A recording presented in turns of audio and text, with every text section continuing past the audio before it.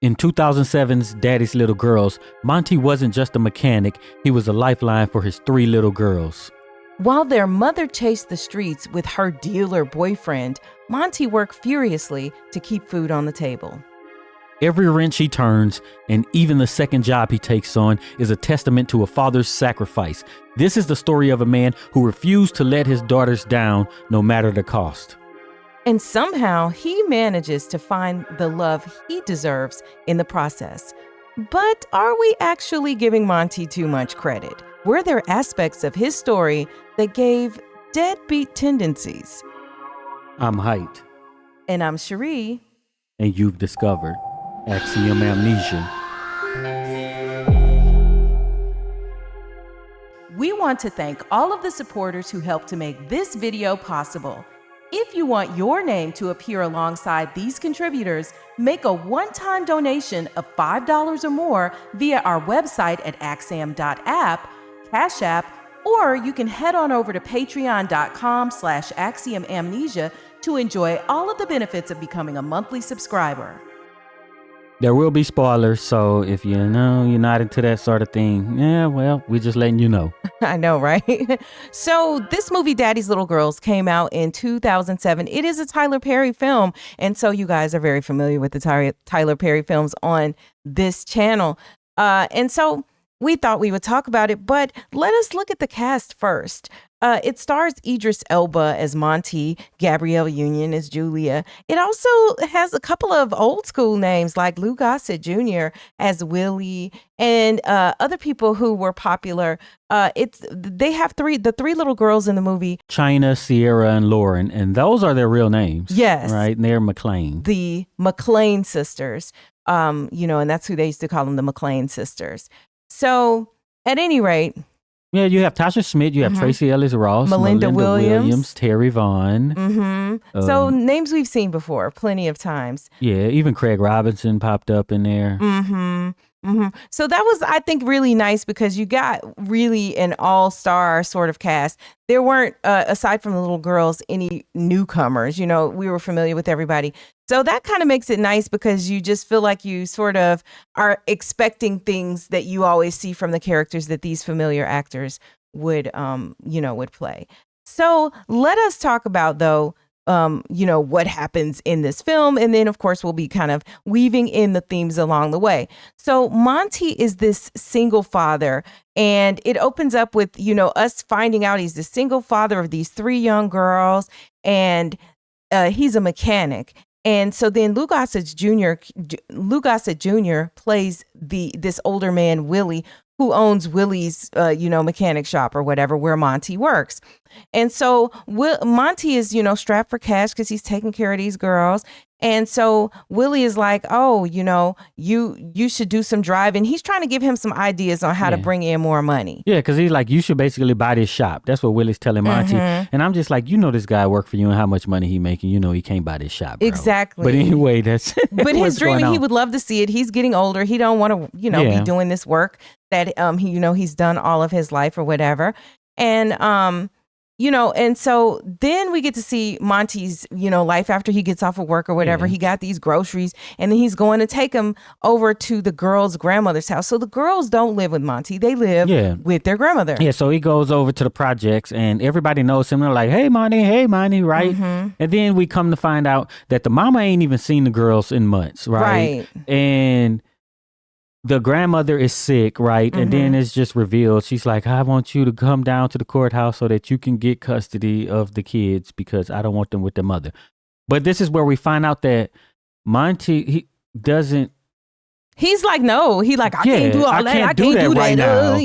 He can't take care of his kids full time, but somehow this sick grandmother can, who's living in the projects. It's kind of like, bruh, come on. Right. So he's feeling like I'm doing all of this financial support and I swing through and I see them. Yeah. Maybe not every day, he's chosen the situation he wanted for his children. Yeah. Kind of, right? It's like, hey, they could go live with their mama where they have the resources. They could live with the grandmother where they don't. And you come and drop, $200 every week? Yeah, or whatever it is. Even if, let's just say he was, dropping a whole bunch of money, enough for them to not even be living in the projects. Like, it is a decision for your children not to wake up and go to sleep every night with you. Yeah, and it's single mothers or single parents who do this all the time, just like the grandmother is right. It's kind of when we were talking about is it Jason's Lyric? Bro, I keep mixing these movies. Poetic Justice, where Lucky drops off his daughter to his mama. Oh, he's yeah. He's rescuing his daughter from his baby mama and then drop him off at his mama house. Like, bro, this is your child,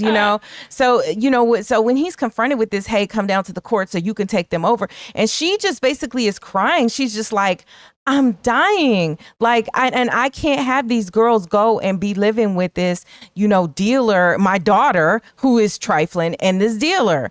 So, I can't, they can't be there. You got these 3 girls and I can't put them into this vulnerable situation. So at this point in the film, though, it's not clear to us whether Monty actually agrees and goes or not. Well, we find out quickly because there's a funeral. The mother died, but then it shows the grandmother, yeah.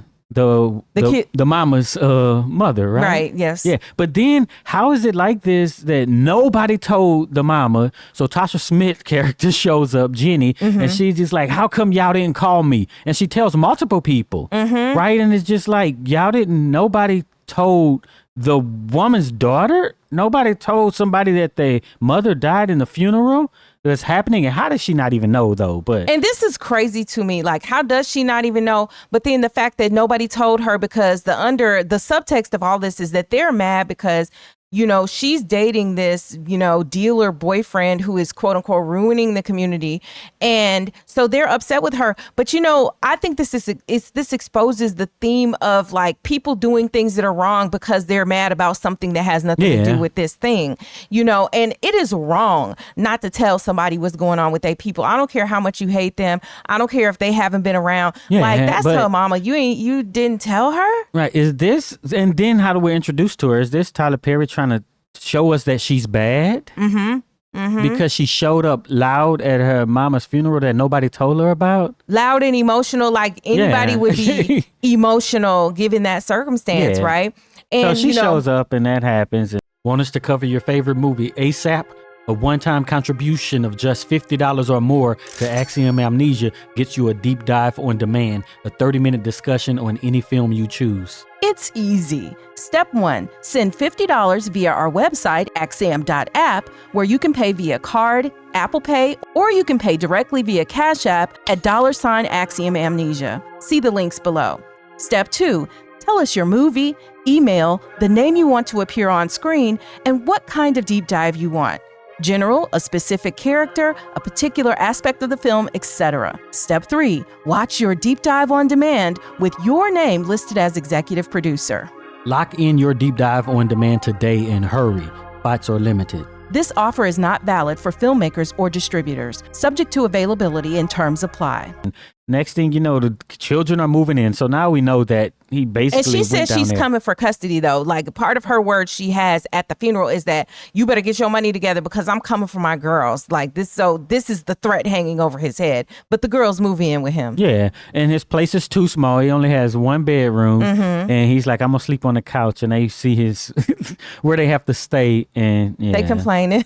He talking about I fixed it up. And the sassy kid says, how bad was it before? Yeah, because these kids got some mouths on them. So, but he is clearly overwhelmed with taking on these children. It is not easy. It is not easy, but these are your 3 babies that you made, with this woman. So Monty takes that job as a driver. And so then this is where we're introduced to Gabrielle Union's character. And her name is Julia Rossmore, right?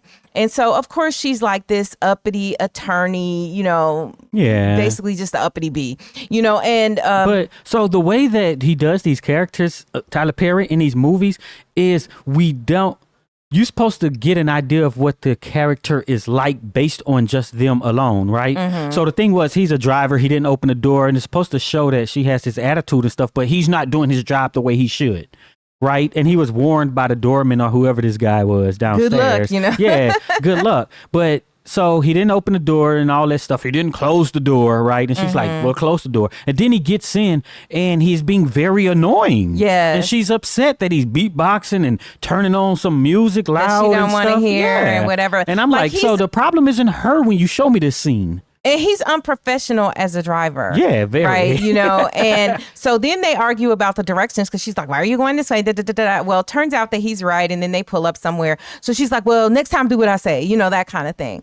So also, Melinda Williams' character's name is Maya. And so she is she's a customer at the garage. She's a community member because she also lives next door to Monty, right? So she's like a friend and a community member, but she also works for Julia over there at the law firm. So this was kind of how she was giving her people the hookup, to be doing this driving job or whatever. So she's there. She also knows Monty. And then we see Julia in court because this is part of where he's driving her back and forth to court, back and forth to her office, so on, right? So we see her in court and, she just like is a bulldog. She's just like, excuse me, so she's the best attorney ever that ever existed in the existence of attorneys. Never lost a case. All of that. And so, we're getting kind of her background of how good she is at what she does. And in the next courtroom, you have Jennifer and her boyfriend, Joe. The dealer. Mm-hmm. Yeah, and he basically beat his case. Because there's no witnesses. Yeah, foolishness. And then outside the courthouse, Jennifer and Joe confronts Monty after, he beat this case. And she's like, oh, look at you. You a driver now. And then she just literally starts just talking. Calling him stepping fetch. Yeah, and saying, you look like a broke down slave. And, she's just making fun of him. You better get your money together. Look at you. She like, I can't believe I'm disappointed in myself. I can't believe I had 3 kids by him.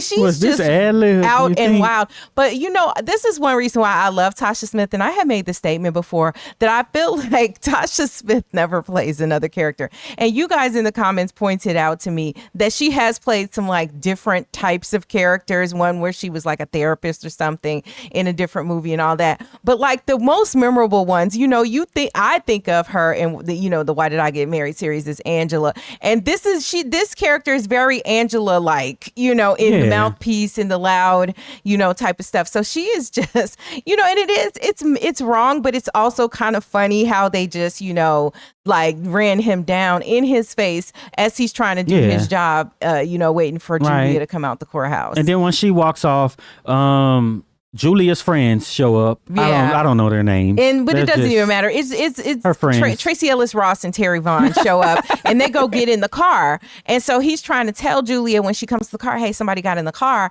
And then when she, she's not trying to hear, she's like, whatever, just open the door. So she gets into the car and her friends are there. And then we get more about Julia's life from her friends, which is basically that Julia needs to be dating and needs to get some D and she ain't got no man and she need to get a man and they want her to go on a blind date. Yeah. So then we see the blind date. This is what, Craig Robinson? Yeah, Craig Robinson. Blind date. I think this is like an iconic scene, right? Because he's uncouth, of course, very much right? so. And he's doing all kind of crazy stuff in the restaurant. But then it comes to find out, he's going to be a rapper. He's like, I'm going to be a rapper. And she's like 40, too old to start a rap career. I don't know about that, because we had this idea. We were lucky enough to see like a genre being born. Right. You know what I'm saying? So of course you didn't find any old or elderly people in that genre. Right. So if we looked back in our life in like what's called rock and roll or country or blues, we always saw old people. Right. So then you attach rap to being young. So 40, like you seen a 40-year-old rapper in 2007. That's kind of getting up there to even be starting that career. In entertainment, I think the big thing is that most people who are going to get the big break get it younger than that age, not just in hip hop, right? But a lot, just completely in all of these other genres and even beyond music. Most of these people we see and know are famous have been famous a long time. And I think about like country or blues or whatever you would call Bonnie Raitt. And Bonnie Raitt was in her 40s when she finally made it, but she had been doing music forever, and the people who were in that circuit knew her way before she ever made it famous, but she was 40, but like that was really late. That was considered late to the game, or other people who made it to stardom late, like Leslie Jones, right? She was saying that she made it late. She had been around a long time, but she didn't get big until she was she in her 30s, or was she, I think she was maybe almost in her 40s. She was almost 50, probably like 47 or something. So, that's another example that I'll pull out that is not just a music example. So I think that when people hear you have a dream and you haven't actually made it in that dream, and you're in your 30s and 40s, they are looking like, okay, clearly it's not going to happen for you. And just because of time, I don't know that it's solely because of hip hop, but then there's the extra added dig and twist, the fact that the people who are like Julia don't believe you should be being a rapper in the first place. Yeah, and that's not respectable. So there's that additional layer of judgment and ridiculousness. So it's just like we'll get to later, when he basically took her on a date. You have to take her to a place that play blues, right? Because that's more respectable than going to a rap, some place that plays hip hop or rap. Mm-hmm. So it's still this idea. Even to this day, it's this idea of not being old and touring as a rapper. Like even the young rappers, they're going to make fun of old rappers, right? They're like, you old, but that didn't really happen in those other genres because they were respected. Yeah. And that's going to, and part of the other genres is not that it's youthful, right? Except maybe, I don't know about like grunge or some of those other ones. But see, that's what I'm saying. That's what was youthful, was because it was new. Everybody in it was young. Well, I get that, but my point is that is an attribute that is given to it. But then I don't know. In the beginning, because everybody was young. Well, I know, but I'm saying that's an attribute that was given to it, and maybe in rock and roll it was the same way when that was first coming out way back, and so they only thought of it as a young person's game. But then when you see some of these initial original rock and roll artists that are like 80 and still touring in their 70s, or if you see Mick Jagger or somebody, he's quite up there in age, so. So that is the point. But for us seeing in our lifetime something that's new and more recent, rappers tended to be younger for a while. And but so even the pop stars now, right? Most of, like you were saying, the pop stars are people who make it in these things, who come out young, right? So you're gonna have I don't know what Glorilla's, Megan Thee Stallions and stuff. You're young when you're making it in this, because that's just and even beyond that, goes. Just regular pop. You think of back in the day, you had Britney Spears and Christina Aguilera young. You had Beyonce young. You had Taylor Swift young. And I mean, and I don't mean just regular young, like coming of age 18 young. Like these were, tweens and whatever. Taylor Swift was pretty doggone young. So and then the people who came out of the Disney track, like Christina Aguilera and Britney Spears and all of them, Justin Timberlake, they were all on the Disney, on the Mickey Mouse Club and stuff, the new Mickey Mouse Club. So these are kids who have been in the industry for a long time, and kind of the same thing with Beyonce too. And even if you want to go back to like Aaliyah, also very, very young when she first made it. And I mean, these kids were on like Star Search in the 80s and other things, so they were, for all intents and purposes, child stars, by comparison. But so this is ridiculous that, to her, that he's, talking about being a rapper, and he's saying scrimps instead of shrimp, just all of the easy jokes and laughs that you're going to get. And then after that, she's talking to her friends and stuff about it, about how bad it went, and talking about how, because I make six figures, she can't let her, what do you call it? Her standards, lower her standards or anything like that. And then, of course, the whole, if I see a man wearing a jersey. Yeah, one more time, a throwback jersey, I'm going to scream. So then, of course, they look on the street, there's a guy in a throwback jersey, and she like screams in her friend's ear, But Monty is driving around and he's listening to all of her woes and her problems, because, that's what happens if you're a driver for somebody. You kind of have the 411 on what's going on in their life, right? Because they're talking about their personal business and work business in front of you. And then like the irony, right? So then later on, she was talking about how, a guy who plays video games or whatever, right? So even the idea of people who watch sports wouldn't wear a throwback jersey. And we know old people do that. You know what I'm saying? Or just people who are supposedly high class wear jerseys and stuff because they support the team. But anyway, I guess it's where you wear it. Or even like the idea of playing video games, like when the games sucked, kids played them. Yeah. Now people grew up playing games and the games even got better. Well, it's just like rap, right? My parents' generation didn't have video games at home, but I grew up in a generation where from childhood, we had video games. Yeah. that were even able to be in the home. And so why would it be weird that adult men do play video games? Right. And we're getting an idea. Go ahead. I was going to say and women, but go ahead. So we get an idea of how she views these things and how she judges people, right? Mm-hmm. But then, she was like, oh, as if, verb noun agreement isn't whatever.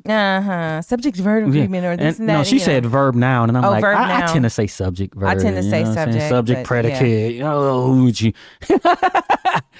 But so then that's going on. She's having this conversation.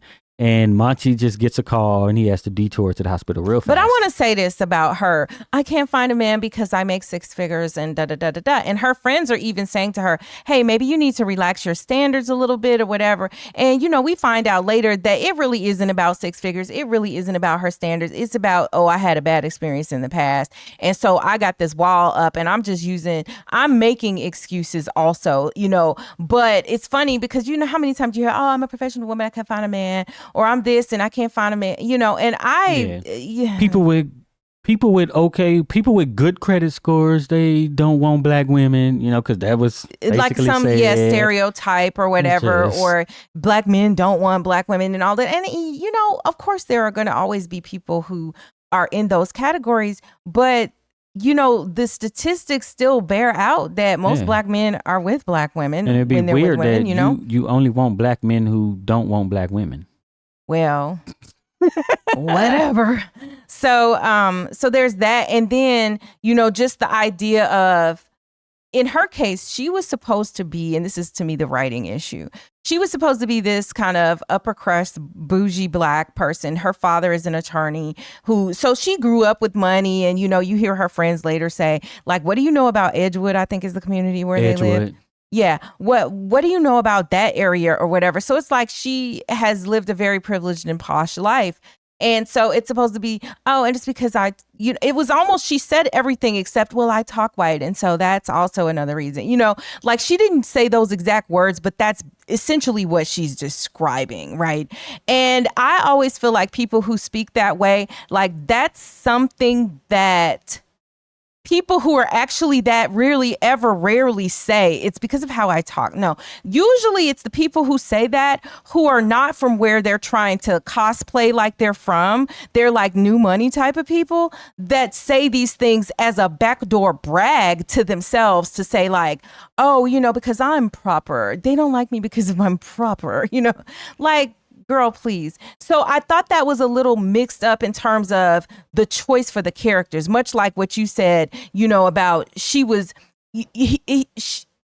actually doing things wrong in the scene. And so is it that she's really stuck up or is it that he is annoying, Monty? So, that's what I was going to say on that. But her friends are telling her to relax. But then he gets a call, Monty does. And it's the next door neighbor calling, Maya. She's calling to say that the kids are at the hospital or whatever. So he basically detours the car. And she's like, wait a minute, hold on, what's going on? So he just hijacked the car. I'm going to the hospital. I can't take you home because I got to go see about my kids. So he calls her stuck up and whatever as he hijacks the hospital and go to check on his kids. And then when they get to the hospital, we find out that one of the kids has set an accidental fire at the hospital. But Jenny and Joe, the dealer, are already there and they looking and giving him the side eye or whatever. But of course, social services is also there and they take the kids into custody and they give the kids to their mother right there. Now, is this really how it will work? Some of y'all social workers and people in the comments, let us know. But so how bad was the injury? We ain't seen no injury in the movie. Right. So what, you got a half-degree burn? A dangerous situation. What I'm saying? Like, but they were at the hospital, like something went terribly wrong. Mm-hmm. Maybe they were just getting checked out, but his place was still intact. So right. I don't know. And the girls are 5, 7, and 12. Yeah. Now, let me just tell you, to me, now, I don't know. I've seen something going around on social media like, this is how old your child is to do these things at various ages. I know you've seen that. I didn't go by that. We were raised in another thing. By the age of 12, like I was straight out babysitting multiple children, my younger siblings. We were going places on our own, doing all of that. Of course, but if you start the accidental fire, we maybe. But didn't start an accidental fire. But what's the cascading thing? There was a fire that somebody had to be hospitalized for, but we don't see any major injuries. True.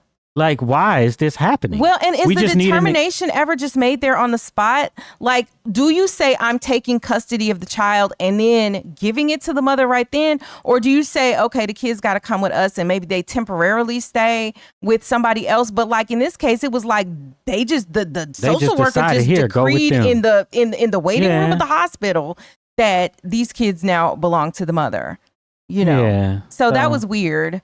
So then we get more about Julia, where she tells Maya basically, you know, when she get another driver, make sure it ain't, or when she recommends somebody, make sure it's not one of your buddies from the hood, because that's where she finds out that, you know, they're next door neighbors. But it's, dang, that's just crazy. This is the person that worked for you. You know what I'm saying? And that's how you think, but and how you talk to them. But you know, it is typical. It's how you think of your low wage employees.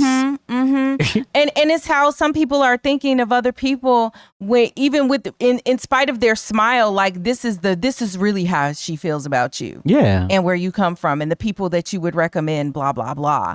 You know, so. Right. So from that point on, like nothing about you is going to change. You still think of people from this place the same way. Like, because this was supposedly her friend, Maya, somehow, right? But it's just weird. And anything good you choose to do, to me, either is going to be self-serving or is going to be like, quote unquote, viewed as charity. Yeah, just charity. Let me take care of the peasants, you know, that kind of thing. It doesn't mean that it's not a positive thing, but it's a difference when you look at somebody as an equal who might be down on their luck versus I am up here and you're down there. Yeah. Especially when it's like you pay the check of these people, basically, right? Or you have some say in what they get paid, right? And you're like, yeah, you just live in the hood because, you know, you poor because we don't pay you.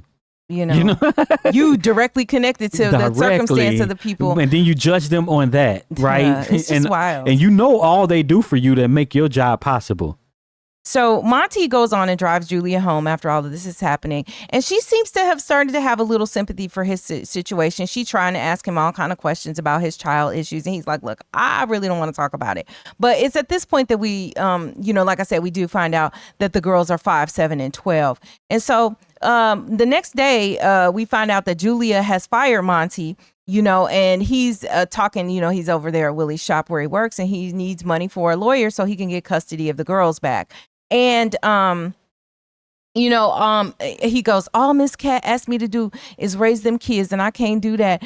Okay, raise them kids. First of all, that was her request. But my thing is, why do you look at it in a way like you're doing a favor or you're going by somebody's wishes? It should be your freaking wish that you had your kids with you in your home and raising them if the mother, whether the mother was unfit or not. Do you know what I'm saying? But since the mama didn't want them, why not? Why shouldn't they have just been with you? But you're like, oh, I'm gonna just work hard and, you know, slide some money through every week or two or whatever. And even the grandmother had said when he first, you know, right before she died, she was like, well, you know, the mama hasn't been here in months. And, you know, if you hadn't come by, they wouldn't know they had a mama or a daddy. Right. So like, clearly you wouldn't make a comment like that if he was there every day. So it's like, okay, the mama does nothing and you come by once or twice a week. So that's at least something, right? Yeah. The bar is very low here.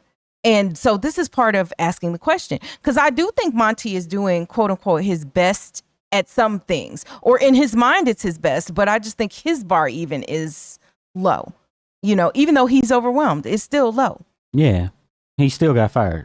Yeah. So so that's what he says. So then next thing we see Pastor Eddie Long.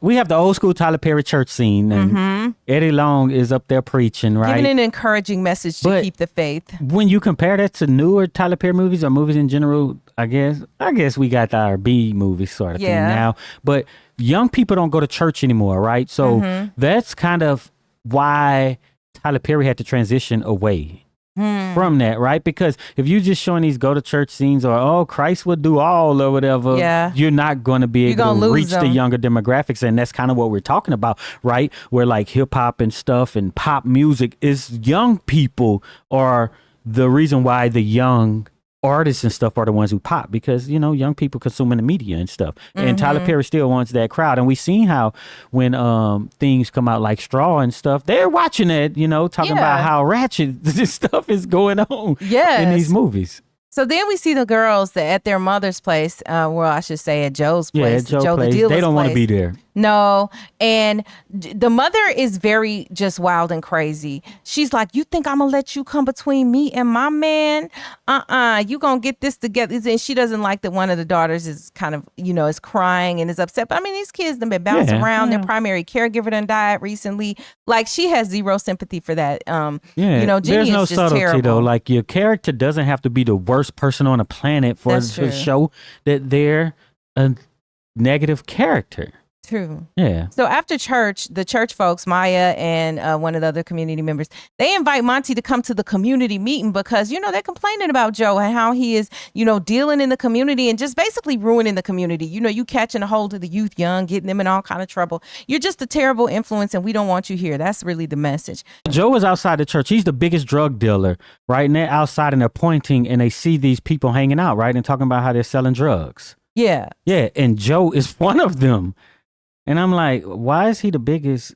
He's the big guy, but then he's like on the ground too. Yeah, it doesn't work like that. And Idris should have been able to tell Tyler Perry that ain't how it worked with all the work he did on The Wire. But anyway, he don't know. So, but back at on the council block, he's like, on the council block, how we do it is. So, back at the house, the eldest daughter, Sierra, is being told by Jenny, the mother, hey, you're not going to be living in here up off of me for free. Like, first of all, wait, what parent says you're not going to live off of me at the age of 12? Some of y'all out there might be saying that, but that's just wild and crazy. You just got to make it worse and worse and worse. And you should know it's wild and crazy that's the case. Right. So that when she's basically living for free, right? Off of Joe. Yeah. Like, come on. She ain't got no job. She's basically like, yeah, I'm going to have a drink. You want one? Now she got to offer the kid a drink too. Come on. Well, and before that, though, she says, it's time for you to start your own hustle. I'm going to teach you how to never be poor another day in your life or something like that. First of all, you see zero connection between this child being poor and, having to not have, and the fact that you her whole mama and you just have dropped the ball. You don't see any connection there. It's just wild to me. It's wild. Total shirking of her responsibility. Though, so. They don't. But I hope that I know that the people watching this video see the connection there and how ironic and crazy it is that she would be like, you're not living off of me and I'm going to teach you how not to be poor another day in your life. Like, you doing her a favor. Mm-hmm. This is your daughter. Yeah. And then you leading her the wrong way. Mr. Subtle, Tyler Perry, right? The next scene, she caught at school with drugs. Yes. But they call up Monty to come up to the school and he like, well, what's going on? And she's like, Joe said that he would kill you if I didn't, sell. So she got this joint or whatever. And she says it in front of the principal. Mm-hmm. Right? Yeah. So then Jenny and Joe show up there and she's like, I told you not to call him, and acting a fool up in the church. And so then Joe and Monty basically physically get into an altercation. Yeah. But Joe is surprisingly heavily involved in his stepdaughter's lives. Because he about to he's try to everywhere. Like, he's right Joe there. is just there. He what you call it? Joe micromanages. Yeah, he taking time out of his busy dealing to go down to the school. Mm-hmm. Like, what? He's like, hold on, let me go to the school. That's a good father right there, man. So, but and then we also, they fight, and then like Joe has Monty like in a headlock, even though Monty's like bigger. Joe has him that way, and he's holding, I think, a knife to him in that scene in the school, or a head something. He has him where Monty is not responding the way we know Monty could have responded. What you mean? If somebody put you in a chokehold? Well, how did he get in the chokehold in the first place? I mean, I can show you real fast. Well, I don't want to listen, y'all. I don't want to see that. But like that's so. How did he let him get the jump on him? Like he's supposed to be street smart, but whatever. Whatever. But he winds up being in a chokehold. Yeah. But so then they basically the principal is like basically I'm gonna call the cops on both of y'all, man. Mm-hmm. You know what I'm saying? But the principal heard the daughter's explanation and everything, and ain't nothing happened. She said, Joe, this guy who showed up, said he gonna kill you if I don't have these drugs. And Joe and Jenny, the principal, say, look, that ain't my problem. I just can't have the drugs in the school. What y'all do at y'all house is y'all business. But anyway, so they actually leave. Joe and Jenny leave with Sierra, the daughter. So yeah, they still get to leave with her. It's real wild and crazy. He don't call a social worker, nothing. I'm talking about the principal. Good job, principal.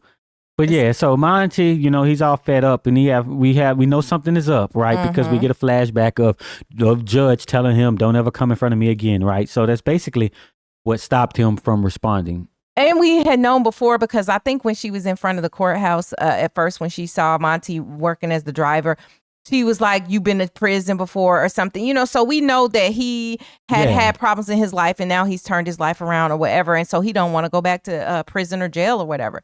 So Monty goes to Julia's office because he's desperate. You know, he needs an attorney. He's got to get his daughters back. He ain't got the money for an attorney. He's called around everywhere, and she like, "Look, I'm not a family law attorney, but my charge is $500 an hour. Can you pay that?" And he's like, "Listen, sister, I just need some help." And then she like accuses him of playing the race card. Yeah, she's terrible. Yeah.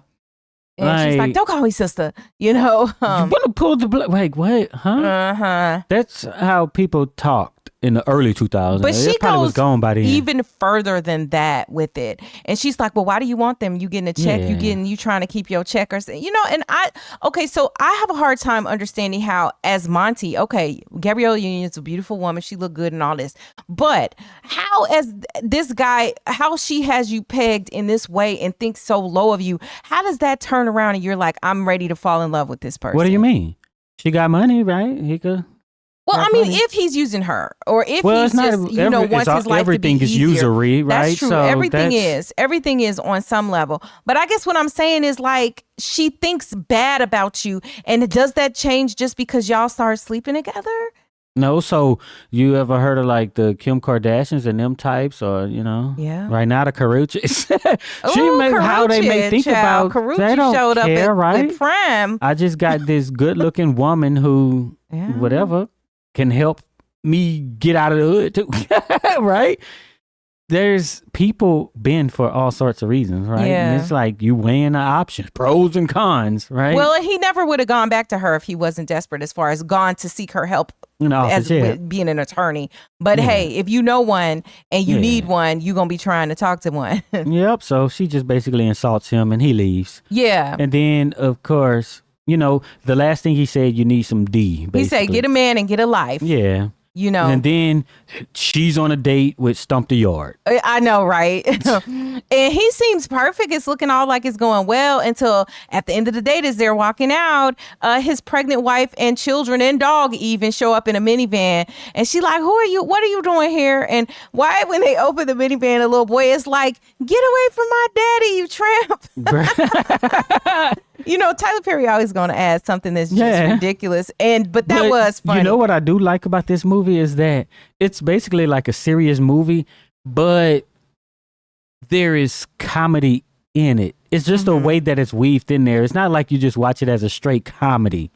You know, right? But it's not as absurd as a Medea movie, too. Which is so, you know, it's a milder version, right? Because that was kind of our issue with the Medea movie, where it's just is so ridiculous and it's not good in the ways it should be good. Like with this last one, Medea's no, the last one wasn't funny, so you know, it did not meet the mark. But we also find out, because you know, through the talking or whatever that happens, that Julia's father, because when she's talking to the guy, he tried to get hired at her firm. So I guess he's an attorney too. This is one reason why she likes him a lot.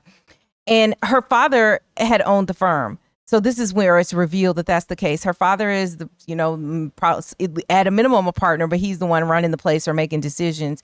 But he's retired now or whatever. And so Monty then in the next scene is in court, and he's trying to defend himself so that he can get custody of his girls with no attorney at all. And then Julia shows up to save the day, and she's there like, "I'll be the attorney. Yeah. I'll be the guardian for the children. I'll be everything," or whatever. So she's appointed as the guardian for the children, which is weird. That's weird, like, how are you because a guardian you're representing and one his attorney? party. But okay. Like he changed custody. That's like, no, that's not how it should work in that sense. I don't know, though. I'm not an attorney. So but they got to hook up after all of this now, because they're now going to be working together. She's going to take the case pro bono. And, you know, Monty's talk about his big dreams, and he wants to have his own shop and own it. And, you know, and then he makes this statement: parents sometimes have to give up their own dreams so the kids can have one. Yeah. That's why I want y'all to watch the movie Here, but I guess we'll never get to covering that one. The movie Here. I gave up on that. Man, have any of y'all seen the movie Here, H-E-R-E, and it's starring Tom Hanks? No. It's so good, but people be missing watch the it in good my own movies. time. But yeah, but this idea of parents giving up their dream. But what was so funny to me is that, like, okay, bro, did you give up your dream for your kids? What is your dream in that moment? To have the shop. You're still trying to figure out how to have that happen. He said that his dream was to have the shop. He didn't give up nothing. That's what I'm saying. So then you're making it like you done gave up your dream. Okay, you worked hard. That's a nice line you put in there, Tyler Perry, but it don't fit the character. No, what dream did you give up? You didn't give up anything. Okay, you worked hard because you made 3 babies. All right. He got arrested and stuff, like, before you even had kids. So that wasn't giving it up for the kids. Because he was a ball player, but we'll get to that part later. But, he was a ball player and some stuff happened. He was lying, trying to get this woman. So she tells him, hey, come by after work, because she don't want you to look. Don't come in the front door and during business hours. You come by the back door and you come after work so I can work on this case for you. This is what Julia is telling Monty. So then we see help comes through the back door. Exactly. So we see the community meeting. And at the community meeting, they're complaining about Joe selling drugs. And then, the councilman or whoever, he's basically like, look, the whole reason that he can't get convicted is because nobody will stand up and testify against Joe, and whatever. Okay. We'll get to that later. Mm-hmm. Yeah. So then Willie stands up and he's like, he gives a different philosophy, which is that the neighborhood should be taking care of itself. It's up to us, the police ourselves. Don't rely on the police. Don't rely on the police where your tax dollars are going. Do just get that money for free, but we gonna just protect ourselves. Okay. Let them go and protect the other communities while you pay and get nothing out of it, and then you have to form a police organization for yourself. Sounds like a rich man wrote that, didn't it? Yeah. But anyway, so he, so as we're going on, we do find out with Monty in court that he did file that paperwork with the grandmother a month before she died, to say that he would take the girls and that this was what was wanted. And so Julia comes from that angle to say that, hey, the person who had custody wanted the children to go to the father. And then, they make a few accusations against Joe and Jenny and, them dealing and stuff. But, they're like, hey, these things aren't substantiated. They have paid a good attorney to come in and fight for these girls.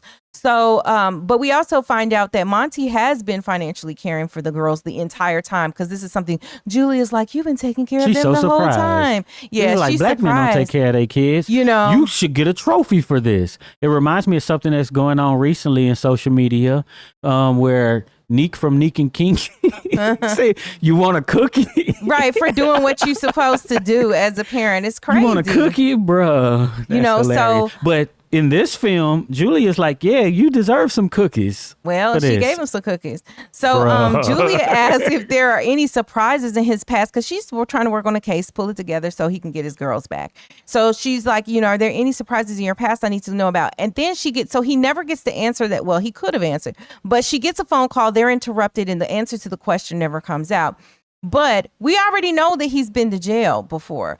And he never discloses it in that moment, because when she gets off the phone, then he starts talking some personal stuff with her. And then Julia confesses that, it's hard to find a black man to date, blah, blah, blah. Monty seems like he's flirting with her, like, maybe I could smash, And so we see, though, in the next scene, separate from them, how ruthless Joe is in dealing with his, his lower level hustlers. His own home. Yeah. Bruh, and then he's like, okay, take care of it. And then Jenny gets all involved and she basically beats up the guy and has him beat up by people for not having money and whatever. And the girls are there witnessing this. They come out, they're screaming and they're mortified at this scene. And the mother is like, I'm getting you ready for a tough world that's out here and da-da-da-da-da-da, right? So this is juxtaposed against, Monty is kind of getting cozy with Julia. Yeah. And his girls are just, facing this criminal element right there in their living room. So Monty is 34 and it's actually Julia's birthday and she's 32. And so Monty's driving her home after they, worked on the case and whatever, but he decides, I'm going to take you out. And he takes her to the hood, to the place you were mentioning earlier. This some blues bar. Blues bar or whatever. And she's like, is it safe? And he said, you're always safe with me. Now, let me tell you something. I don't have to tell y'all ladies this, but guys, man, if you feel comfortable with a dude and you know he's like, you gonna be safe with me, and you know he could back it up, but then also he's not like, you know, some ridiculous wild gun-toting fool, you know. Gun-toting? Like, yeah, and by gun-toting fool, what I mean is like he got it in his waistband while he walk around raw in his drawers or something. Might need it in his drawers. You know what I mean? You know, and just being reckless. Like, I think there's a way to responsibly, you know, carry, and that's not who I'm talking about. I'm talking about just a reckless man, as opposed to a man who knows how to maintain the safety of he and his company, right? So that's what I'm saying. And I was like, yeah, this is definitely a very attractive, an attractive attribute. And I don't think you really can appreciate it the way that a lot of women could appreciate that, you know, because when he said that, I was like, ooh, perfect answer. You know, but at the nobody's safe with me. What man is going to say that, though, especially when he's trying to get the cookies?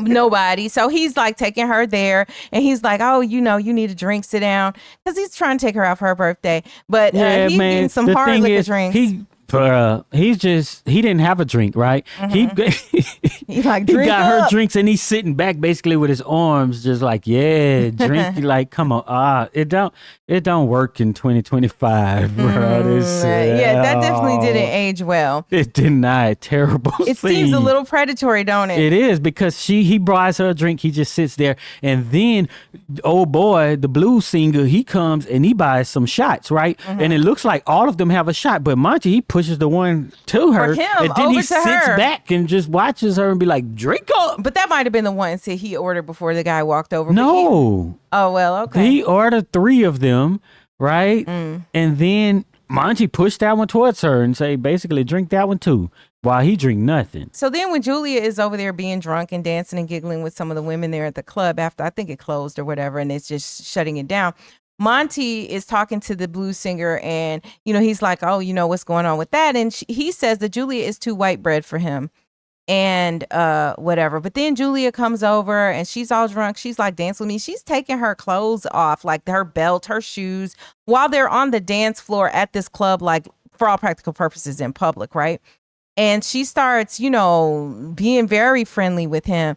And it seems like his mind changed real quick. She was too white bread just 30 seconds ago, but right now you've been looking deep in her eyes, you know. Yeah. So Julia is clearly very drunk, and so he takes her on to her house or whatever. And then she's like, come in here. She looked like she's asleep, and then she's like, come in here, and she's in her bedroom laid out, and he started acting like he finna get him some. Yeah. And he was trying to get him something. That boy was crazy, right? So then he started taking his clothes off, you know, because she gets sick, go to the bathroom. He started taking his boots off and everything. But she's sick, and he don't stop taking his clothes off. He like, well, he knows she's drunk and everything. He fed her all them drinks. Bro, what is you doing? And so she was like, just go home or whatever. He was like, go home. Because he had a little fit. Yeah, like, he was salty. No, we can't do that. You know, I guess you could do it in 2007, but it's going to come back on you in 2025. You're going to have to pay $20 million. All right. I was about to say Craig Robinson. I was about to indict the wrong guy. No, the one who recently was talking to that girl, Lindsay Lohan, right? Oh, yeah. Blackish. Yeah. Well, gosh. Dang. Anthony Anderson. Right. It came back up because Freakiest Friday, I think is the name of it. The new Freaky Friday movie. Yeah. I think it just came out. Or it's coming out, it's right? It's out. I think it's out. Yeah, so that's probably the only reason it resurfaced. But he was saying some stuff when she was like 17. Talking about he like him young. But yeah, that 2007, you know, nobody really thought anything about this. Even though it was kind of a thing. Still, things that were inappropriate were always like somehow acceptable, right? In earlier years, right? You know, you got your Hugh Hefner and all that nonsense. Yeah, but the pushing of the drinks things. So the thing is too that we later find out, you know, that he was accused of something, right? Yeah, and I think that would kind of have your senses going, right? Yeah. In other situations like this, because I'm trying to steer away from that. Yeah, because I got messed over before. Yeah. So, but he didn't learn his lesson. He still was, and then with an attorney too, bro. You better tread lightly. You know. So then after that, so he leaves or whatever, and Julia's meeting with her friends after that, and she's telling them about Monty, and then they start talking crazy because they're like, "You mean the driver?" No, they like, well, you know, don't, because he from Edgewood, and what you know about Edgewood. Then when they find out he got 3 kids, it's like, girl, what is you doing?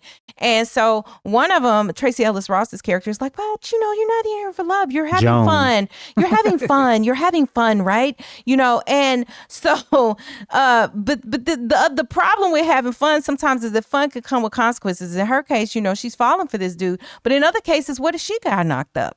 You know, like fun don't always end in fun. So that's another. At least she could take care of him. That's where we are to today, right? Yeah, so. Yeah. She can afford the child. Yeah, that part. You know, financially. That's what I mean. So because it could go. It could mean a whole nother thing. She could take care of the child. But you're having fun. You're not falling in love is what the one friend says. So she seems like, I know my friends are not feeling this, but you know, they've kind of given me a pass because they're like, I'm disappointed in you. And you know, at the end of the day, people do care about what other people think. And this is weighing on her also. Yeah. And they were like, relax your standards. But then it turned into, oh no, we didn't mean to throw your standards away because see, there's even we didn't mean date the help. Yeah, that's, you know, but yeah. So then Monty is feeling good. He's feeling himself now. You know, he done been in her crib and he everything. He done put him an attorney who makes 6 figures at a top law firm. So he shows up at her job during the daytime hours. And she like, hold up, player. You up in here? Let me close this door. Like, look, people gonna talk. And she's embarrassed. And, you know, he's like, well, I just wanted to invite you to come meet the girls because you never met them before or whatever. Yeah. So who actually shows up at their other's job?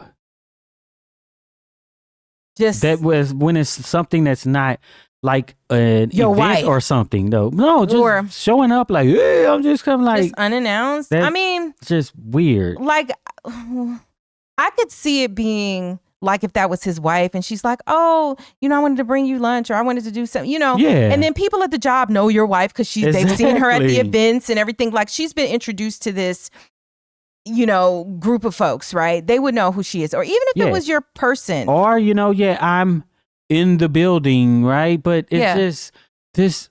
They're expecting you. I don't like to mix up the work theme. That part. You know, and they're expecting you, right? They're, you know, if you call and you're like, hey, I need to swing by and drop this, or I just want to swing by and see you, or I'm swing by, we're going to have lunch, but I can wait for you downstairs. You know, that kind of thing, right? He rolled up in her job like we together now. We go together.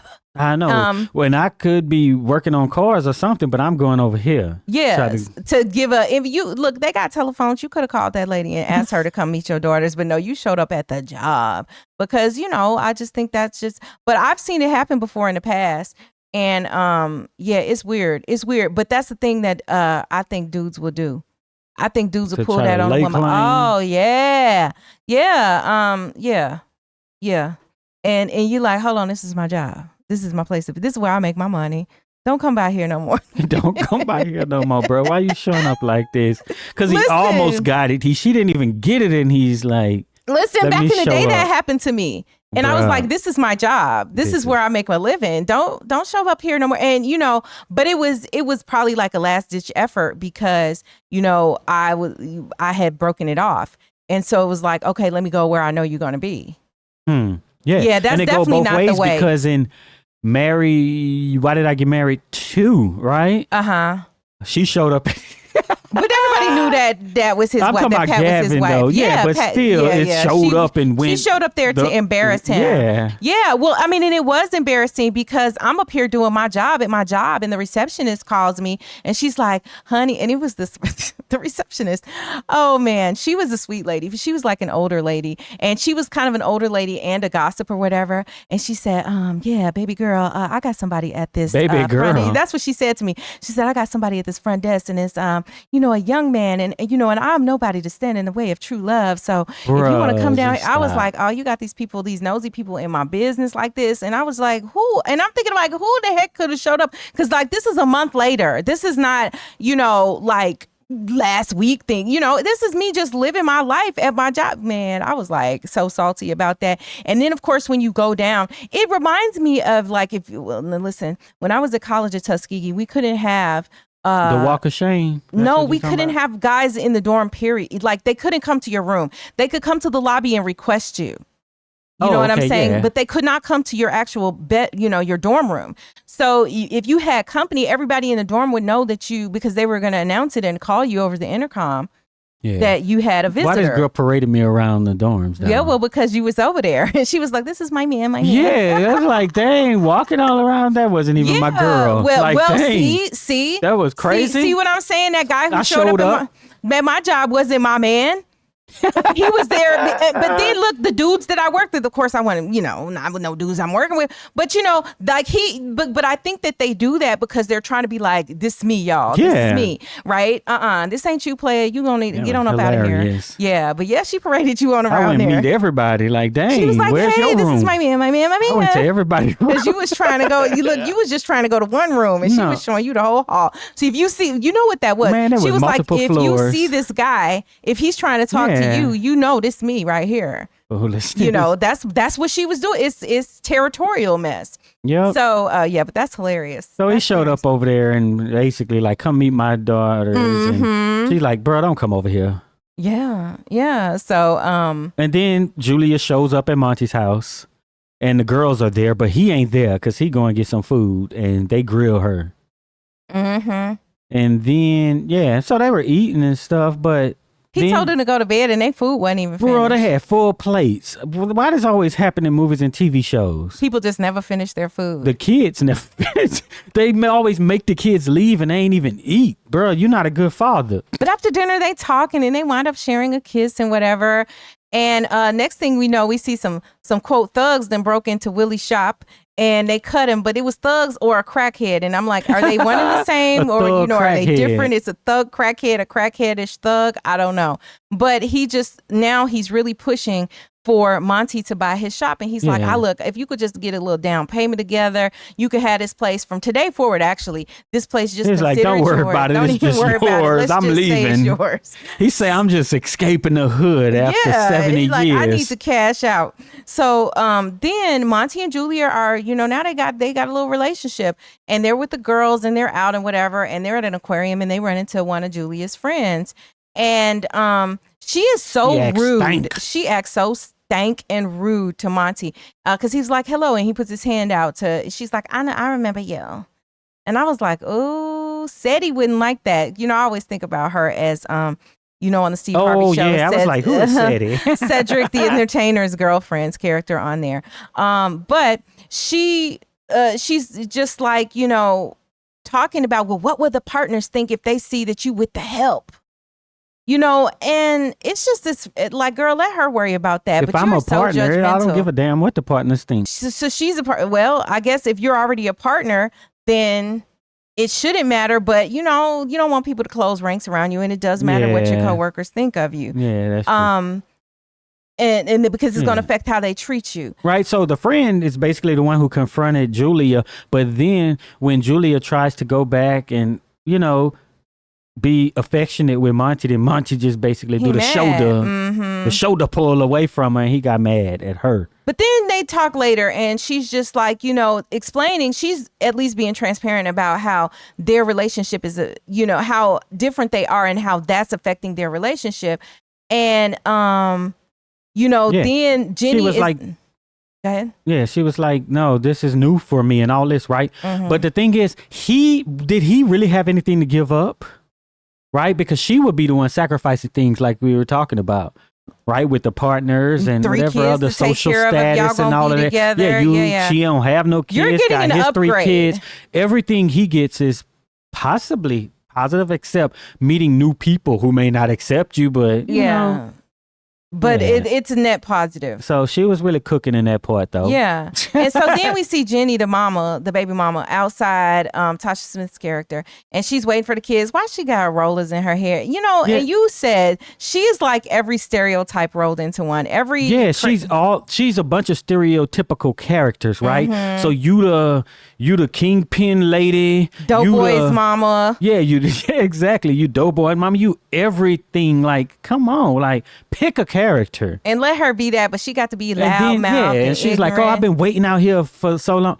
Why? You don't care. She basically don't care about her daughters and have them being tough, but they can't just walk up. They can't. Yeah, they can't walk upstairs in the building. And she will be waiting for them, and she really don't care that much. Some stuff just don't fit together. Yeah. But he had to have a way for her to be talking that mess, like when he was kissing his daughters goodbye. All right, hurry up. Yeah, like this is not important. That. Yeah. So, but, back to Monty and Julia. Back to it all going downhill. Yeah. So she was just like, she does tell him, though, because she senses what's all going on. And she explains to him that her ex had left her after 6 years together, and he left her 2 days before his wedding to somebody else. And so she admits that she has fallen in love with him, and she hopes that she's not in this alone. So there's this moment of desperation, and then he's like, okay, no, you're not in this alone. And he kisses her or whatever. So then in court, we see that Julia is the one who, she's the attorney for the girls. And she's saying that Monty, and then it's brought out that Monty was convicted of the R word of a 16-year-old. Yeah, but an attorney should already know this. So and she's mad because she didn't know. And she's like, you didn't disclose this to me or whatever. And you're a filthy liar. And, after the court hearing, she goes outside and she's cussing him out like, I never want to see you again. Just call and, whatever. So it don't make sense. Why didn't she know? She's an attorney. You're working on this case. Or then the first thing you do, let me look at the record. Well, right? yeah, and even if you got interrupted when you asked that question, you would come back and you would say, "Okay, look, let me pick up where we left off." Let me just pull the criminal record. What else do I need to know? Because that's going to come up. Is there anything there? You never had the conversation, and y'all basically smashing and going on dates and stuff. And he, was he in jail or a prison? Yeah, I don't know, because they said that he was on probation. We'll after see. It don't make sense by the end. But so she is like.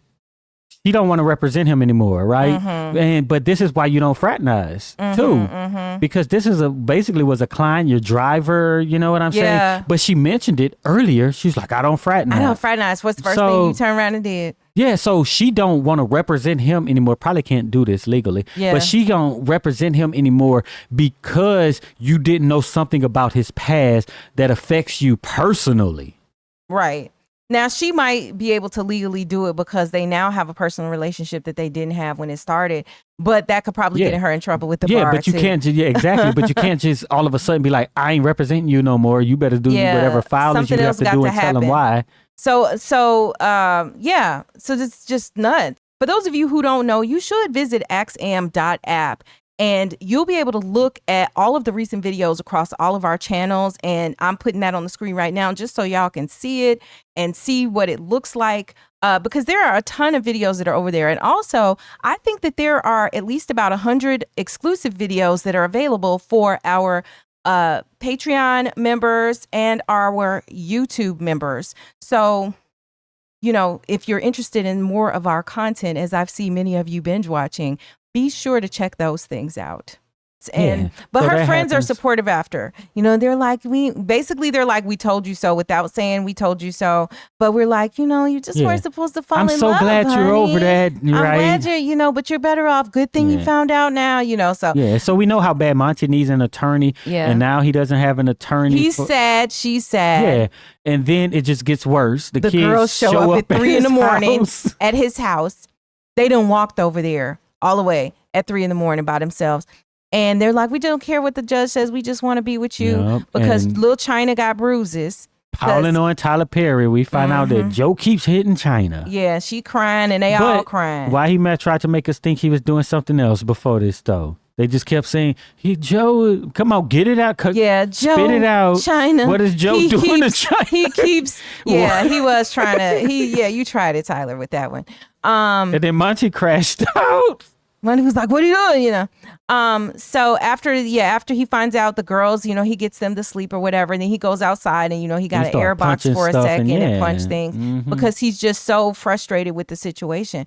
We get the flashback. Oh yeah, of what happened. So it was this white girl that his friend was like, come on, man. And he comes into like a party or whatever. He meets a white girl. He asks her how old she is. She says she's 18. And then they go up to the room and presumably they do whatever they do. And then she's like, are you going to call me? Are you going to call me? And he said, oh, I forgot the probably exact not. phrase. Probably not. Yeah. Bruh. And she was looking salty in that moment. And then it was like her father came in the room and then so from that situation. And then he made up the thing. Yeah. And she supported it because he said probably not. Because he wasn't going to call her back. Yeah. So are they really prosecuting this though? I don't know. 18, 16? I don't know. I guess it just depends on, I guess it wasn't. 18? It doesn't matter if. Was he 18? He could have been older than that. I don't know. I guess he could have been 19, but it's basically playing ball at school is what I think was high school. I think was going on. Okay. But the thing is, I don't think the age matters. So that shouldn't have had to be put in there because the daddy came in and called it forceful. What he called it. Mm-hmm. You know what I'm saying? Versus and that's statutory. What I see. I see what you're saying.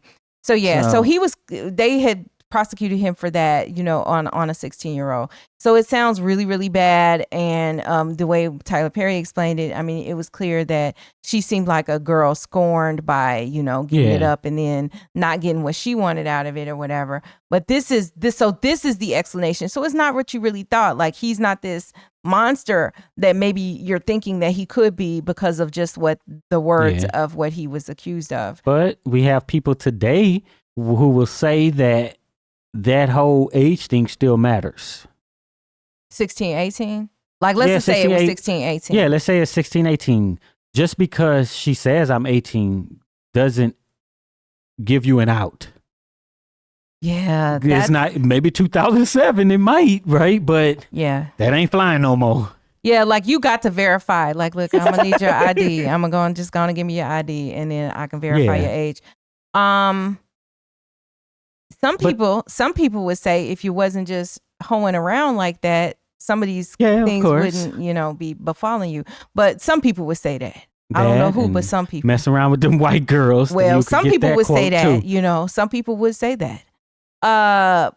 And some people would say, just as a man just trying to get cookies, that maybe you should consider how your actions are going to affect when you're trying to manipulate in the process. Maybe you should consider how your actions are going to affect the person that you are just trying to get something from and then, you know, smash and go. Yeah. But I don't know if it was a high school party or a college party either. I felt like it was a college party and I felt like he was a college student. But y'all go to the comments. Let us know. Y'all think he was a high school phenom? They said his age. One? How old was he supposedly? 34? Yeah. Yeah. 16 years prior is 18. Okay, so he was 18. So maybe he was a freshman in college. You know what I'm saying? Oh. You can be a freshman in college at 18. But by the time you get convicted and stuff, right? Because they said it. But if it was her house, then wouldn't it have been a high school party? Because why would a 16-year-old have a college party? Yeah, see? So, it's just, I don't know. Too many confusing So it's probably things. Just a high school party. Yeah. And he was senior year. He was a senior and, you know. So, yeah. But that supposedly is what happened. Yeah. And that's how he got in this predicament to begin with. So he has a flashback, right? Mm-hmm. And he's still in this crash out and he's like, fuck it. Yeah, like I got nothing to lose. So they're driving along. Joe and Jenny are just in their car riding. He takes his car and T-bones them. How did he time it so perfectly? How did he know where they were? I guess he got telepathy. I don't know. But he rammed into their car. That was not good. Green screen. Got Joe out. And but so I think of Joe, you know, they show him as Kingpin and stuff though. Yeah. This was his best dressed scene. Like they was really going somewhere fancy that time. And at 3 a.m. Yeah. At 4 a.m. or however long it took them to get him to get the girls in the bed and to sleep. So he pulled Joe out and he just started beating up Joe. Mm-hmm. And then Willie came out with a big pipe. I never seen a pipe like that in real life that's accessible to people. The big, I don't even know what you call it, the one with the curve, but it was big.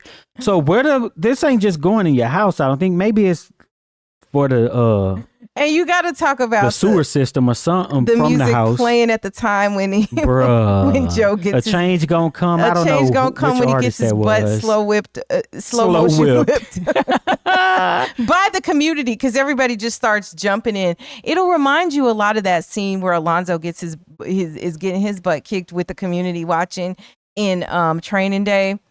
Which did come out before this movie, by the way. Yeah. So, but the residents are jumping in, and this is where on the news, Julia is watching, and they're like, Monty James was involved. Tyler Perry lost all his gains at this point, right? You had your movie going, like, oh, not so bad. You know what I'm saying? Story still kind of fits together. But the news says, you remember Monty, whatever. Yeah, he was falsely convicted. Oh, I take it. You know what? It was high school, because in my notes, it says he was a high school basketball star. Oh, yeah. He was a high school basketball player who was falsely convicted of the R word. Oh, falsely convicted mean he was exonerated. Which means, why would it even count? Why couldn't this even have been said? It don't count. You're not on probation. Which is what was said. He was on probation. They said he was convicted and ridiculous. He was on probation since then. So then the thing is, right, when he is in court, they will, if he was on probation, it kind of really don't matter if what the judge says, because you still probably get violated by your probation officer for the thing happening or being involved with law enforcement. But if he was falsely convicted, then none of this stuff matters. He shouldn't even been under the care of a probation officer if it was a false conviction. But we can't take the words of the characters. We know there are these attorneys who do be lying in court. They be lying. Yeah. So... Well, and you could say that maybe it wasn't a false accusation in court where he was like, oh, he was, well, it was true that he did time for the R word, but they said he was on probation since then. Oh, well, I don't know. He did 8 years and then been on probation since then. So that was what Jenny and them's attorney said, right? Yeah. Trying to besmirch. Judge ain't verified nothing. They ain't give no document. Well, and Julia wasn't in a position to contest anything because she knew nothing about any of this. Yeah, but she should have known. Well, and look, Julia, you old enough. You only within a couple of years of him. How come you never heard his name before when this happened? Yeah, but even if she didn't, you look that up, it's going to pop up real fast. So then in the process of all this, they get arrested. The three of them get arrested. And the community decides they're going to testify against Joe and Jenny. Y'all going to jail today. But they get no bond because they basically like, okay, there was a warrant. They found all these drugs and stuff. But then the judge like, there's still no witnesses. Bruh, you don't need no witnesses. Not in 2025. If there was probable cause to go up in there and let it go forward. All honesty, you don't really need probable cause. You just need them to claim there is. And then the judge just put a stamp on it. Yeah. So, but then it's like, okay, they got witnesses. You can take them into custody. Come on now. But this ending was very rushed because it was only like 15 minutes left and he had to wrap up the whole movie. Yes. So and the timing Monty was is way hailed, off. though, as a hero in court because Monty comes in after them. And then, Julia comes in at the last minute to defend Monty because remember, she had broke up with him. And then she's just like, okay, I'm here. And she's like, I'm sorry. Let me help you. She's like, I know if you don't want to talk to me ever again, it's fine. But just let me help you. And he's like, get me back to my kids, And so then she helps him, of course. None of the neighbors are going to serve as a witness against him. So then his case gets dismissed. He's free. And then he tells Julia, I love you. I love you, baby. No, he didn't say baby, but, he tells her that. And it ends with the opening of Monty's garage. He done changed the name. Willie ain't been gone a month. And Willie's garage is now Monty's garage. And his three daughters and Julia are there. The community is there and, all of that good stuff. So that's basically kind of what happens. But well, that's exactly detailed of what happened. But I want to get back to this bigger question that we ask her that, was Monty any part deadbeat? We kind of went through it. We touched on it. And I feel like, all right, he's not a complete deadbeat. Monty was trying, but I feel like Monty didn't have the pressure until the grandmother died. But my question is, why didn't you put that pressure on yourself? But he was still like, I can't call you he sent his money, right? Yeah, he was paying for them. He just didn't care for them day to day. Yeah. And so I can't call him a complete deadbeat for that.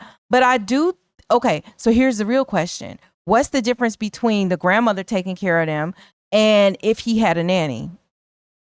And he didn't do anything with them day to day. What do you mean? Because it ain't just about day to day. What about at night? Okay. When you get off work, right?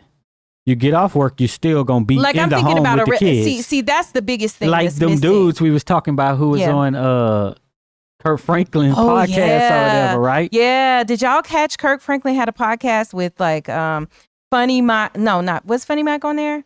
No, it ain't Funny Mike. No, it wasn't Funny Mike. It's, I take that back. It was a few DC of these Young DC Young Fly, a few of these comedians, younger comedians. Was it Desi Banks? One of them. Oh, yeah. Country Wayne. Country Wayne. Yeah, he was the main one. And then there were some other ones on there. And one of the guys said, not Country Wayne, but one of the guys was like, and I realized when I was at home with my daughter, I could be at home at night and I could wake up with her. No, duh. Like, why did it take for you to, why did you need all of this for that epiphany? And the realization was that, not being in a home and still trying to, I don't know, have visitation or some partial custody is not the same as being in a family with your kids in one household unit, right? Yes. That was just the big epiphany. And he was like 40. Yeah. And I was like, bro, what? Why are we having this epiphany at this late date? I mean, I'm glad you got it, brother, but dang. But see, that's the thing about it.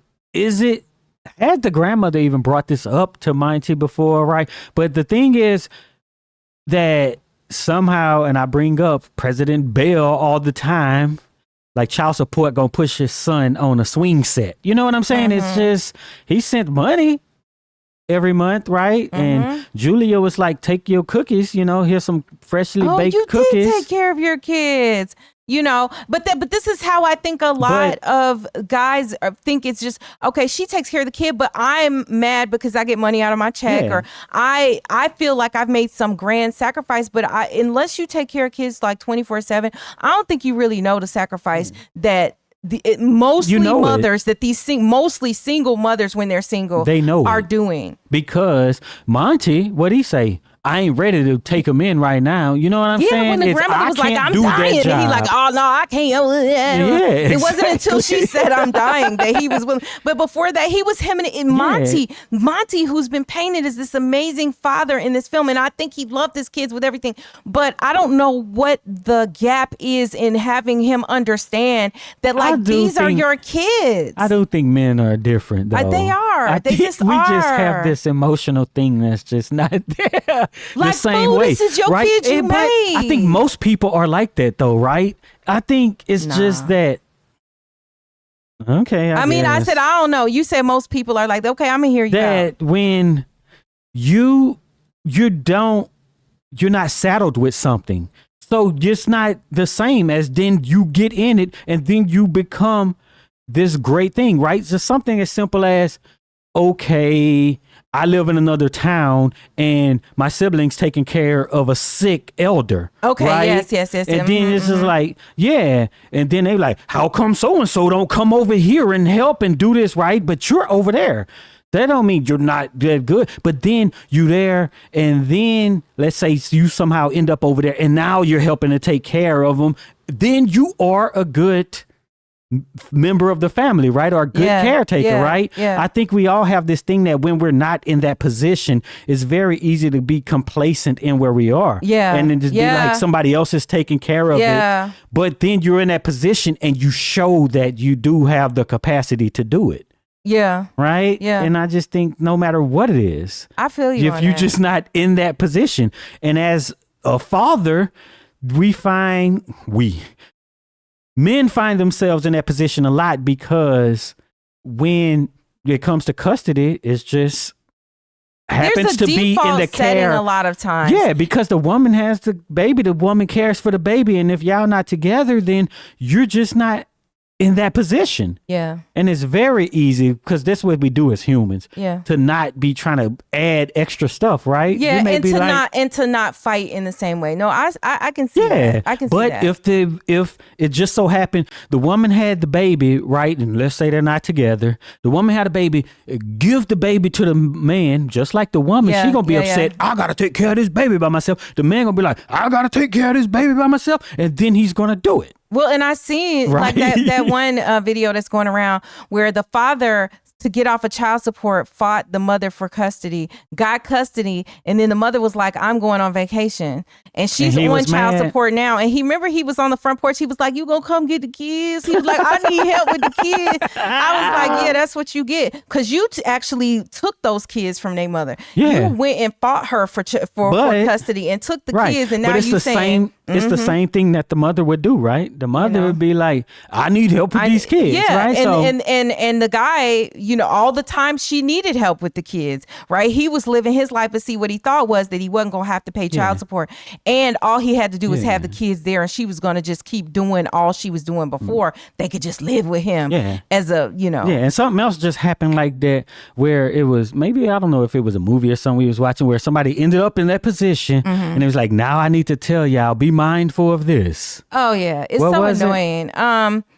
It's well, we were talking about loss of, somebody on social media was talking about their father had passed away, and they hadn't had a relationship up to a certain point. Actually, it was what's her name? Egypt Sherrod. Oh, Egypt Sherrod. Yeah, Egypt Sherrod had posted on Facebook, and she was saying how her father passed away and how they had been estranged. And bottom line, she thought that she would have time to reconcile with him and that they would talk it out someday. And unfortunately, that's not what happened. And he died. And, she was processing all her feelings.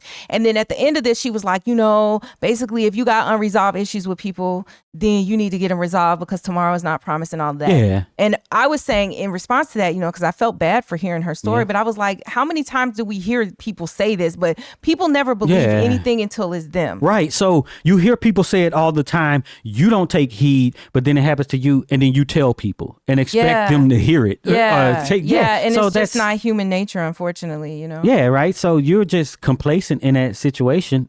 But you know what I'm saying? I think that's just basic human condition is really what it is. And fortunately or unfortunately, women are the ones who tend to be in a position to have to be the caretaker. And I also feel like, I don't think it's that the men mind being in the home with the children.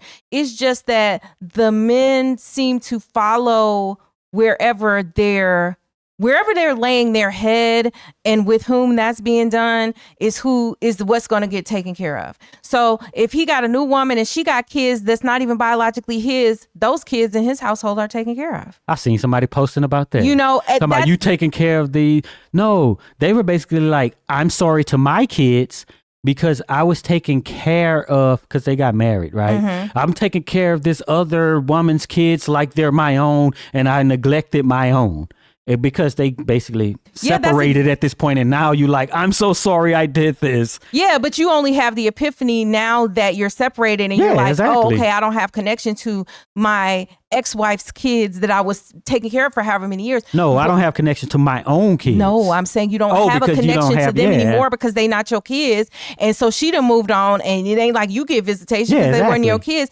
And then your own kids that you should have been building with, you weren't. And now you like, I apologize. It's just in furtherance of what you were saying, that it's kind of replaced, right? You still ain't gonna have that same relationship because they're not in the home. We're saying the same thing, right? Yeah. But I'm not saying it as a negative judgment thing. Neither was I. I was actually saying it as a positive thing, in the sense that it's not suggesting that men have an issue with taking care of children or children that they make as a general rule, because we see it all the time but it seems that there is deference to whoever is in that household where he's sleeping is who's going to be taken care of, and out of sight, out of mind, and for a lot of, not all, for a lot of situations. And so that's just it. There are plenty of men out there who have fought for their kids, got custody and all that. And that's not what we're talking about. I'm saying typically what you see is the ones who in the household have a better scenario. Oh, yeah. Period. Whether they're biologically that man's or not. When he moves on, so to me, now this is my conclusion in it all. If at all possible, to me, what it says is that everybody winds up better if somehow that relationship that's between the biological parents can just be maintained and y'all can stay together as a family. If that could happen. Yeah, if it could. But so the thing all comes down to, what is a deadbeat? Is he not a deadbeat because he was sending money that entire time and going to see his kids So I would say after he work is and not a stuff. complete deadbeat, but I definitely think there was a lack of accountability for the fact that you got 3 babies. You got 3 kids you made with this lady. Yeah, and but you over here like Miss So-and-so, Miss Cat said she wanted me to take care of you. You should have wanted to take care of them in your house. What you mean, Miss Cat said? But that's what I'm saying. That's all I'm saying. It's from a woman's perspective, right? Yeah. And it's just like, hey, maybe we don't have that emotional piece because a man did write this. Yeah, he did. You know what I'm saying? Yes, he did. He did. No matter what you think of Tyler Perry, a man wrote this. So that, to me, I think that's maybe the nuance discussion in all of this, right? Because, I look at him and I'm like, oh yeah, he was an extraordinary dad. He really fought. He really did. And it's true that he was overwhelmed, right? Yeah. He was overwhelmed with the situation. But how many single mothers are overwhelmed continually with no relief, with no Miss Cat to be like, I'm gonna keep the babies during the day, I'm gonna keep the babies all weekend, all you got to do is roll in on the weekend. How many? Yeah, but then we got him after that, so it doesn't matter, right? He did. Of course there are women that he got them because their grandmama died. Yeah. But so no, I'm not going to call him a complete deadbeat. I'm going to say that there was definitely a lack of accountability. And I think that to not acknowledge that piece is to not be fairly assessing his character. You mean to not get custody? No. You call it a lack of accountability, but is it a lack of getting custody? Because that's all what it was. He didn't have the custody, which is why they weren't with him. Well, I guess the thing that we should ask is, what was the effect of him for whatever period he was incarcerated on them? You know what I mean? I'm assuming all of this was after.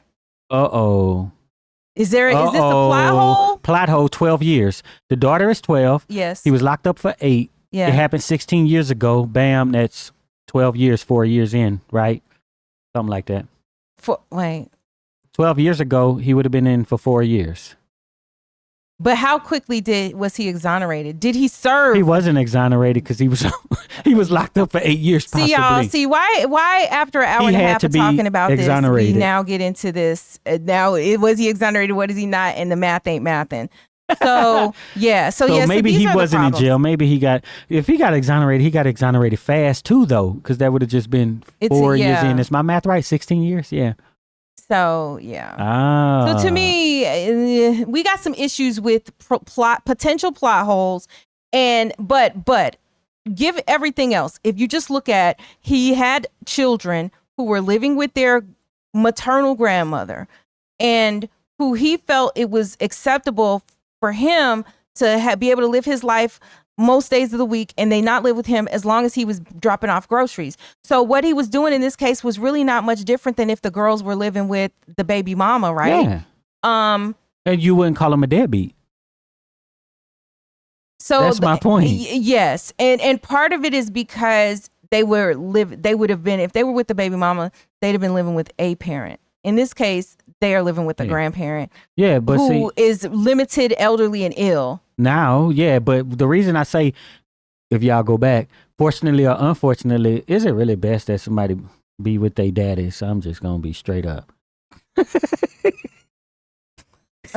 You know what I'm saying? Versus if you want the grandmother. To make the final cut. Yeah, I do.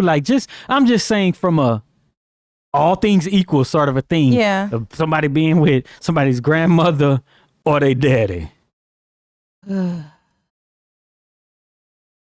He went out to get, it's like, does he even cook? And you know what I'm saying? It's just, where we are is 2007. You,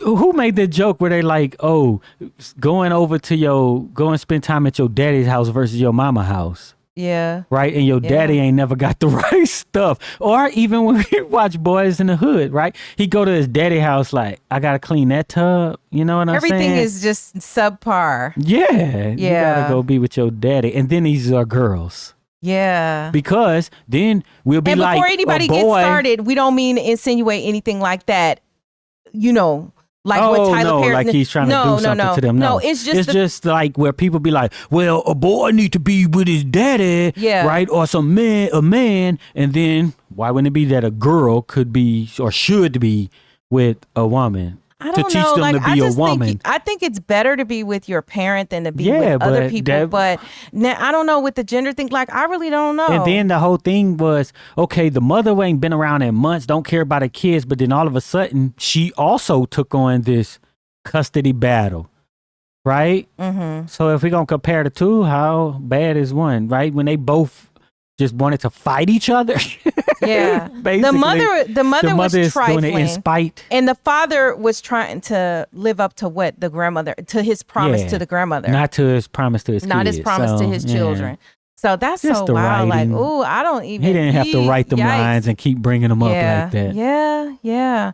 It just taints your characters when you do that. It's a lot to think about. And maybe we do need to revisit this at some point, because I think all of these are valid questions, even the ones about whether, like, is it really the best for these girls to live now that he has Julia, though. Yeah, it's gonna be all good. The calculus, because if there's a woman that's there, then you get some level of that if she's a decent woman and not a trifling, whatever, who has a resentment that this is not her child. We're not gonna get into the whole having a biological child conversation either. Yeah, Julia don't have kids of her own, right? So she coming in 30 something with grown kids who one of them she called almost my size. Yes. So but I do think that if Julia's in the picture, hands down, the girls would be better off with the father.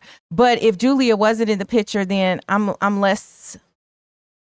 Yeah, but before that, Julia wasn't in the picture. It was just him and the grandmother. And so this was the happiest ending it could be. Julia need to stick around for the sake of them girls. For the sake of that man. Everybody is better. And she's better because she has love. So it'll all work out. And you can't put a price tag on that. Yep. So. Oh man, Tyler Perry. I wasn't expecting that last little part with, like, now you got me thinking, like, dang, are they better off with the grandmother or with the father? I thought I had an answer, but I got to think more now. But see, that's the thing. When we come up with our little tropes and, well, not even tropes, our cliches and stuff, a man, boy needs to be blah, blah, blah. We're not really weighing all the things that's possible. But